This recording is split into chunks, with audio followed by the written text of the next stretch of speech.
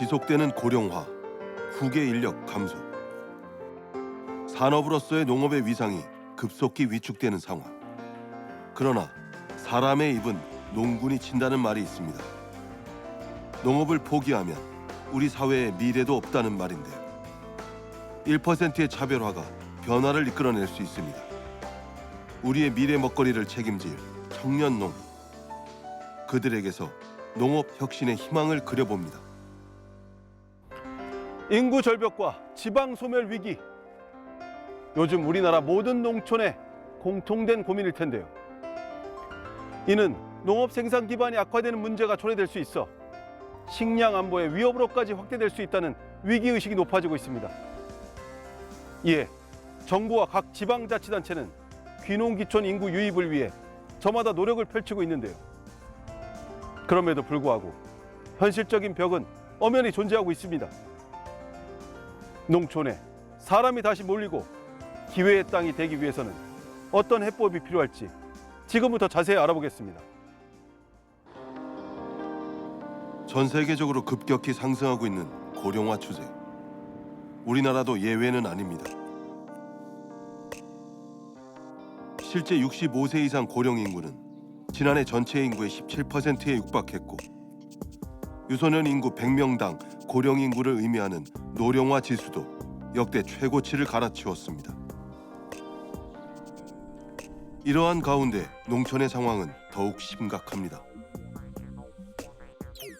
우리나라는 2010년 이미 고령 인구의 비율이 전체 인구의 20%를 넘어서면서 초고령 사회에 진입했고, 지난해 12월 1일 기준 노령 인구는 46.8%로 관련 통계를 집계한 이래 가장 높은 수치를 기록했습니다.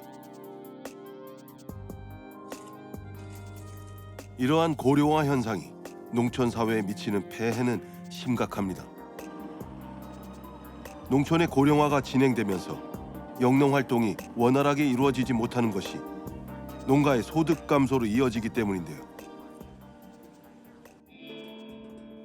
충남 아산에서 20년째 농사를 짓고 있는 맹준호 씨는 해가 갈수록 농촌 고령화의 현실이 더욱 뼈저리게 느껴진다고 합니다.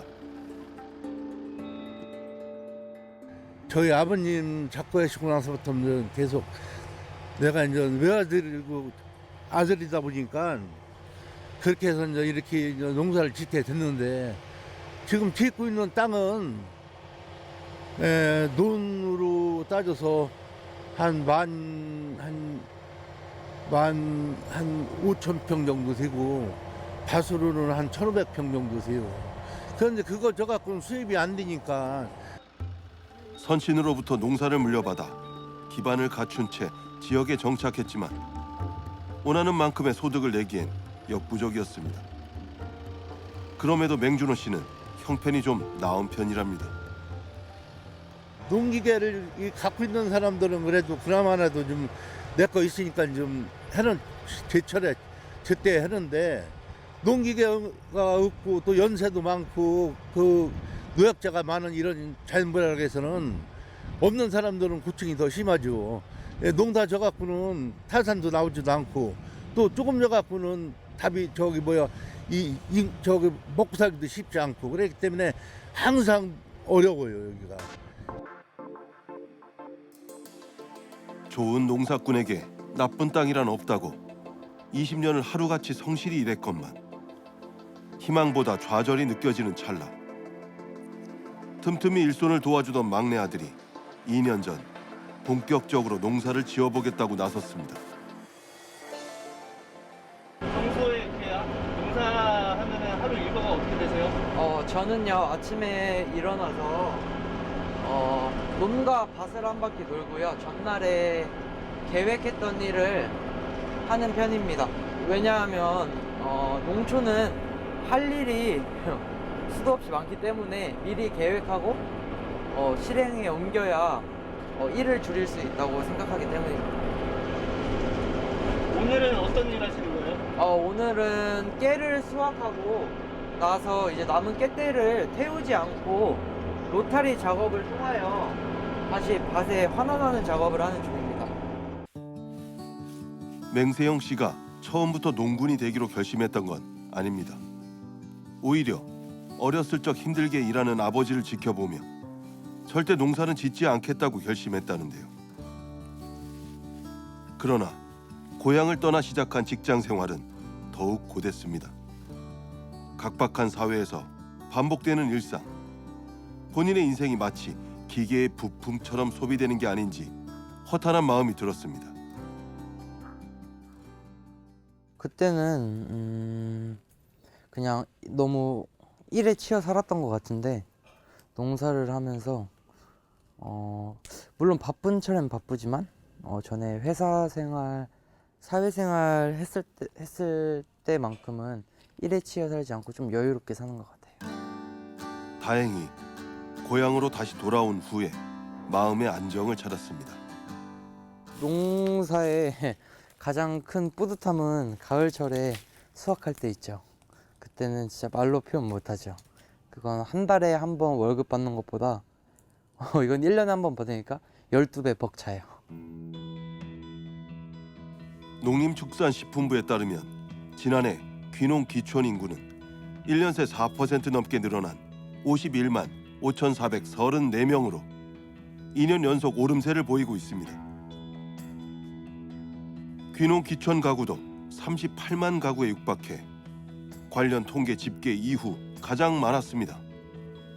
귀농 기촌 인구만 놓고 본다면 2017년과 비슷한 수준으로 볼 수 있지만 가구 수가 눈에 띄게 증가했다는 것은 바꿔 말하면 귀농 기촌 가구의 상당수가 1인 가구라는 뜻입니다. 실제 귀농 기촌 가구 중 1인 가구 비중은 2017년 65.2%에서 지난해 74.5%로 5년 만에 10% 가까이 늘었습니다. 1인 가구가 늘어난 건 그만큼 맹세영 씨와 같은 청년 농부가 많아졌다는 뜻이기도 한데요. 지난해 30대 이하 귀농인은 1,522명으로 역대 최대를 기록하고 있습니다. 한국농촌경제연구원에서 이 조사에서 매년 발표를 하는데 도시민의 3명 중에 1명 이상이 난 언젠가 시골로 가 살고 싶다 이렇게 응답을 하고 있단 말이에요.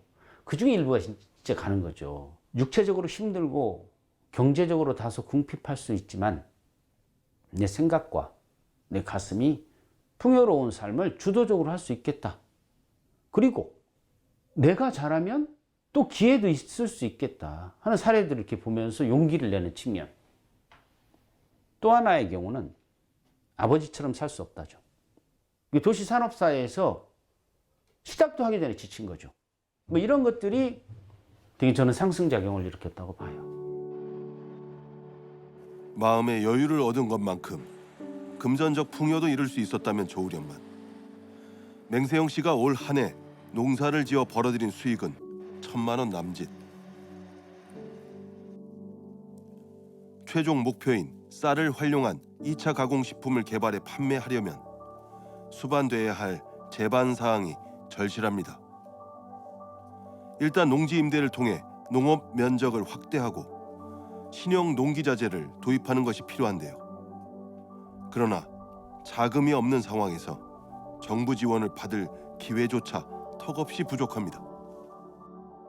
점점 노후화되는 장비와 새로 도입을 하려 할 때 드는 비용이 너무 큰 비용이라고 생각을 하였는데, 때마침 나라에서 좋게 지원을 해주는 사업이 있다고 하여서 지원을 해봤습니다. 제가 처음으로 그런 사업에 대해 신청을 하다 보니까 부족한 점이 많았던 것 같습니다.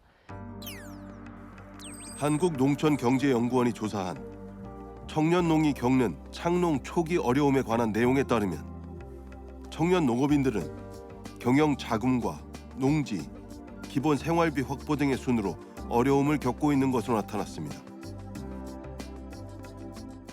농사를 짓기 위하면 바로 농사를 짓는 게 아니라 1, 2년 준비 정착 지원을 할 수 있는 프로그램을 같이 마련하고, 이 사람들이 어떤 농사를 짓고 어떤 지역에 귀농을 할 것인지 정해졌을 때 중앙정부와 지자체, 농민단체가 협력해서 이 사람들이 정착할 수 있도록 단계별 지원 프로그램과 단계별 교육 프로그램, 또 한편 이분들이 귀농하였을 때 귀농 단계별로 평가하고 이러한 것을 보완해 나가고 또 한편 이러한 분들이 실패하는 경우도 있을 거 아니겠습니까? 이러한 분이 실패할 때 회생 지원 프로그램도 한꺼번에 마련하고 준비해야 할 것이라고 생각되어집니다. 귀농귀촌 인구가 증가하는 만큼 역귀농을 택하는 사람도 덩달아 늘고 있습니다.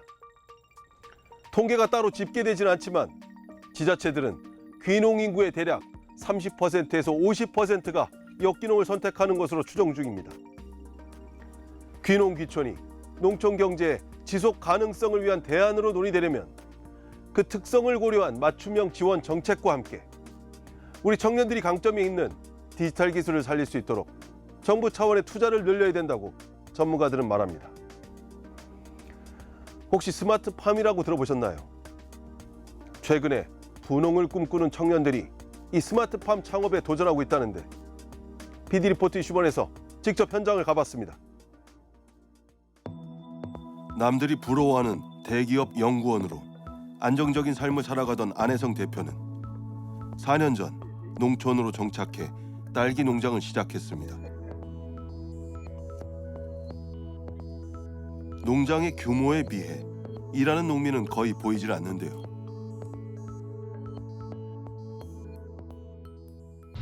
지금 뭐 작업 중이신가 봐요. 아, 네. 지금 전체적으로 작업이라기보다는 전체적인 작물의 어떤 상태를 좀 파악하고 있어요. 근데 지금 이 농장은 뭔가 좀 특별한 게 있는 것 같아요. 네. 이 농장은 이제 제가 자체 설계해가지고 시공을 했는데 여기는 이제 2.5세대 클라우드 기반의 ICT 환경 복합 제어가 적용된 되게 이제 보급형 스마트팜이라고 보시면 돼요. 농기구 대신 스마트폰 화면을 터치하는 모습이 다소 생소해 보입니다. 안혜성 대표는 농사를 지으며 날씨 걱정을 해본 적이 없다는데요. 딸기 재배에 필요한 온도와 습도, 영양 공급까지 모두 원격으로 제어하기 때문입니다. 좀 작동하는 모습을 좀 볼 수 있을까요? 아, 네. 알겠습니다. 어떻게 이게 작동을 하나요? 수동으로도 작동을 할 수가 있고 네. 완전 자동화 시스템을 이제 구축을 해놔도 돼요. 네. 이제 여러 가지 어떤 로직들만 짜놓으면 자동으로 얘가 문이 열리고 닫히고 팬이 돌아가고 꺼지고 이런 게 가능한데 지금은 이제 수동으로 한번 작동하는 걸 보여드릴게요. 팬 한번 돌려볼게요. 네. 이렇게 이제. 아. 야, 이게 전체 팬이 동시에 딱 네. 동시에 도네요. 요것도 저희가 팬뿐만 아니고 네. 이 온실 내에 있는 모든 전기 모터부에 대한 작동이 가능해요. 안혜성 대표의 슬기로운 농사 생활은 의도치 않게 시작됐습니다. 2003년 귀농한 아버지의 정착을 돕기 위해 관내에 있는 장목반, 연합회, 마을회 등의 행정 업무를 보기 시작한 게 여기까지 오게 된 계기인데요. 15년 가까이 농업 행정 업무를 보다 보니 농업 생태가 눈에 들어오기 시작했고 때마침 정부에서 스마트팜 조성을 본격적으로 추진하기 시작하면서 자신의 전공 분야를 살린다면 차별화된 경쟁력을 갖출 수 있을 것이라 자신하게 된 겁니다. 제가 18년도에 농업 쪽으로 어떤 분야에서 비즈니스 모델을 잡아갈지를 계획서를 이미 다 수립을 해놓고 그걸 가지고 저는 농림부에 가지 않았어요. 바로 중소벤처기업부에 가서 나는 청년의 입장이고 난 창업을 한다. 이 타이틀이면 충분히 중소벤처기업부의 도움을 받을 수 있거든요.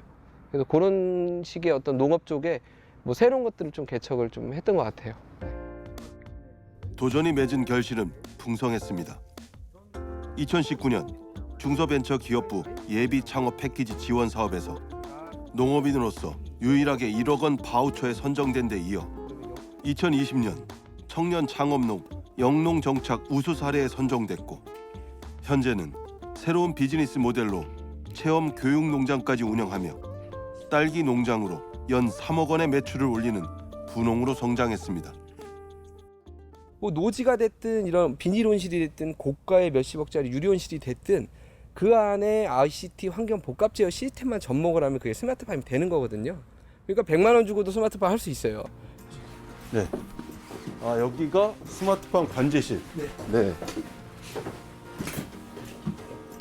화면이 지금 3개의 모니터에 좀 보이는데 굉장히 지금 표시되는 정보가 많아요. 네. 이게 간단히 좀 설명을 좀 부탁드릴게요. 네, 일단 우리 이 스마트팜 같은 경우는 외부 기상센터와 내부에 있는 이런 환경 계측 센서에 의해서 저희가 모든 것들을 또 컨트롤해요. 예를 들면 여기서 비가 왔어. 가장 간단한 것부터 네. 비가 오면은 당연히 창이 열려 있는 게 닫혀줘야겠죠. 네. 자, 그러면 최우선적으로 우리가 조건부로 강우에 대해서 우선순위를 제일 먼저 둘 거예요. 자, 그럼 비가 오면 비가 왔다가 잠깐 그칠 수도 있잖아요. 그러면 10%만 닫아. 그리고 1분만 기다려봐. 비 또 오는지. 자, 그러다 10% 닫아. 비 계속 오네? 그러면 다 닫아. 그러니까 우리가 상상하는, 생각하는 모든 것들을 세팅을 다 해줄 수 있어요. 현재 이곳에서 시행하는 모델은 2.5세대 스마트팜. 그러나 안혜성 대표는 여기에서 안주하지 않고 지능형 로봇이 포함된 3세대 기술을 적용하기 위한 준비를 하고 있습니다. 그래서 예전에 어땠냐면 한 3, 4년 전까지만 해도 3세대 이 로봇 자체로 과수를 수확할 때 로스율이 굉장히 높았어요. 10%에서 막 30%까지 됐어. 이게 이제 상업용으로는 의미가 없어졌죠. 지금은 3% 내외까지 개발이 됐어요. 그래서 앞으로 이제 그런 것들이 도입이 되면 우리가 밤에 로봇만 돌려놓으면 돼요. 아침에 와서 우리는 팔기만 하면 돼. 그러니까 네. 거의 뭐 좀 네. 제가 좀 심하게 표현을 하면 네. 그 로봇 청소기가 똑같습니다. 알아서 청소해 맞아요. 놓듯이 저희 출근했을 때 열매를 아예 다 채취를 맞아요. 아. 패킹까지 다 돼요. 수확하고 선별하고 넣고 패킹하고 파지는 옆으로 빼고 이런 기술이 이미 개발이 끝났습니다. 네. 그런 시대에 지금 농업을 하고 있는 겁니다. 네. 이번 코로나를 겪으면서 MZ 세대를 중심으로 하는 귀농이라는 것은 그때와는 전혀 차이가 있습니다. 무엇이냐 하면은 우선 정보통신 기술이 IT 기술이 굉장히 발달되고 그리고 AI라든가 이러한 기술이 발달됨에 따라서 꼭 사무실에서 근무하지 않고 코로나로부터 사회적 거리두기가 되니까 재택근무가 활성화되고 그러한 여파로 MZ세대가 웰빙을 중요하기 때문에 이제는 일과 워커웰, 그러니까 일과 그리고 자기의 삶을 조화롭게 할 수 있는 귀농과 귀촌을 택하게 되는 거죠. 스마트팜은 어디까지나 농사를 돕는 도구일 뿐 농사 자체가 만만해지는 수단이 될 수는 없습니다. 이전에 농업을 20년 가까이 경험을 했는데도 불구하고 저는 2년이라는 시간을 준비를 했어요.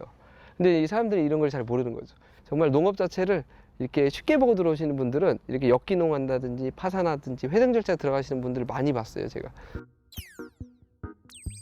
실제 농림축산식품부가 발표한 2021년 귀농 귀촌인 실태조사에 따르면 귀농인의 평균 귀농 직전 연도 가구 소득은 3,621만 원이었지만 귀농 첫 해 소득은 2,622만 원에 그쳤습니다.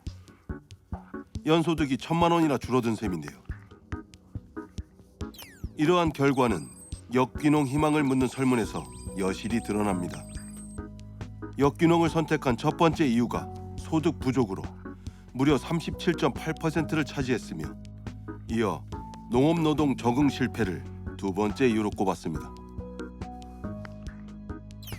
역귀농 귀촌은 아직 공식적인 통계가 파악되진 않지만 한국고용정보원 연구위원이 분석한 결과에 따르면 올해 3월 소멸위험 기초지방자치단체 고위험군 지역이 113곳인 것으로 집계됐습니다. 또 전체 소멸위험 지역 또한 계속해서 시군구의 절반에 달하는 지역으로 확대되고 있는 것으로 예측할 수 있습니다. 1995년 세계무역기구가 창설되면서 농산물도 무역 자유화가 됐습니다. 그래서 싼 외국 농산물이 국내에 도입되다 보니까 우리나라에서 정부에서 과거 정부에서 돈만 있으면 농산물을 사올 거라고 생각하고 농업에 대한 중요성을 경시했습니다. 그 결과 지난 문재인 정부 동안에 그 비농업 분야는 2.1% 성장했는데 농업 분야는 마이너스 0.6% 성장했습니다. 그러다 보니까 많은 사람들이 농촌을 등지게 됐고 농촌은 고령화가 됐고 농촌에서는 참 빈집이 늘어나고 이러한 형태가 되었습니다. 농업은 굉장히 불확실성이나 위험도 많은 산업입니다. 그러니까 위험이라 그러면은 기상을 갖다 정확히 예측하기는 불가능하죠. 국가 재난 시스템과 또 한편 농작물 보험 제도를 완전히 정립해야 될 것입니다. 계속된 농촌 인구 감소는 지방 소멸이라는 엄중한 경고로 이어지고 있습니다. 하지만 정착에 성공하기만 한다면 농촌에 활력을 불어넣는 희망이 될 수 있다는 것도 분명한 사실인데요. 정부가 앞으로 5년간 청년 농부 3만 명을 키워내고 농업시설의 30%를 스마트 농업으로 전환하기로 했습니다.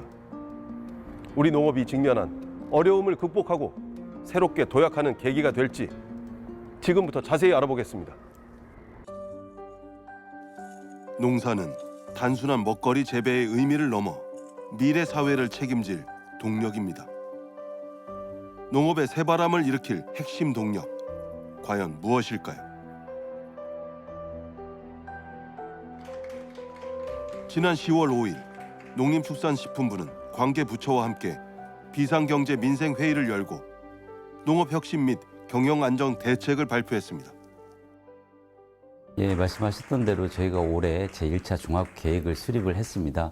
근데 계획을 수립하기 이전에 저희가 실태조사라든지 권역별 간담회라든지 전문가 포럼을 통해서 다양한 현장의 의견을 듣고 이 의견들을 리스트업하고 그룹핑해서 이번 기본 대책에 담았습니다. 우선 2027년까지 청년농 3만 명을 집중 육성합니다. 영농 정착 지원금 지원 대상은 내년 4천 명까지 2배로 늘리고 금액도 월 110만 원으로 10만 원 증액합니다. 청년농이 원하는 농지를 30년간 빌려 농사를 지은 뒤 매입할 수 있도록 선임대, 후매도 제도는 내년부터 도입합니다. 청년농 금융 부담을 줄이기 위해서는 후계 농업 경영인 육성사업 융자금 상환 기간을 15년에서 25년으로 늘리고 금리를 2%에서 1.5%로 인하합니다. 스마트팜을 시작할 경우에는 최대 30억 원까지 융자를 지원하고 청년농 전용 펀드를 2027년까지 1,000억 원 규모로 확대합니다.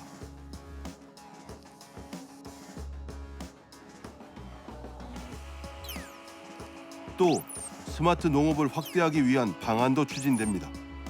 실습 중심의 스마트 농업 보육센터를 운영하고 기존 온실이나 축사 등의 환경 제어, 데이터 관리 등 즉시 가능한 기술과 시설 장비를 보급해 스마트 시설로 전환하는 정책도 추진합니다. 이와 함께 대선 공약이었던 농업 직불제 예산과 관련 5조 규모의 확보도 2027년까지 단계적으로 추진할 계획입니다. 저희가 농정원의 기능 일부를 조정해서 올 7월에 청년농 지원처를 신설을 했습니다. 이를 통해서 역할을 뒷받침하도록 할 예정이고요.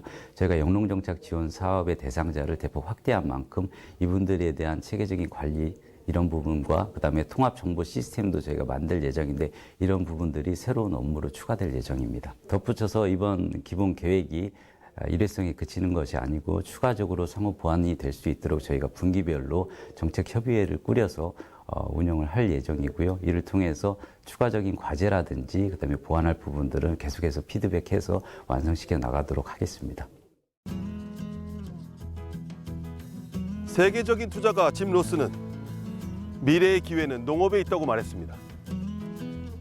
미국의 빌 게이츠도 최상의 과학에 기초한 농업으로 배고픔이 없는 세상을 만들 수 있다고 했습니다. 우리나라에서는 입지가 점점 축소되는 농업이 세계 시장에서 미래 산업으로 주목받고 있다는 점 절대 잊어서는 안 되겠습니다. PD 리포트 21 오늘 여기까지입니다.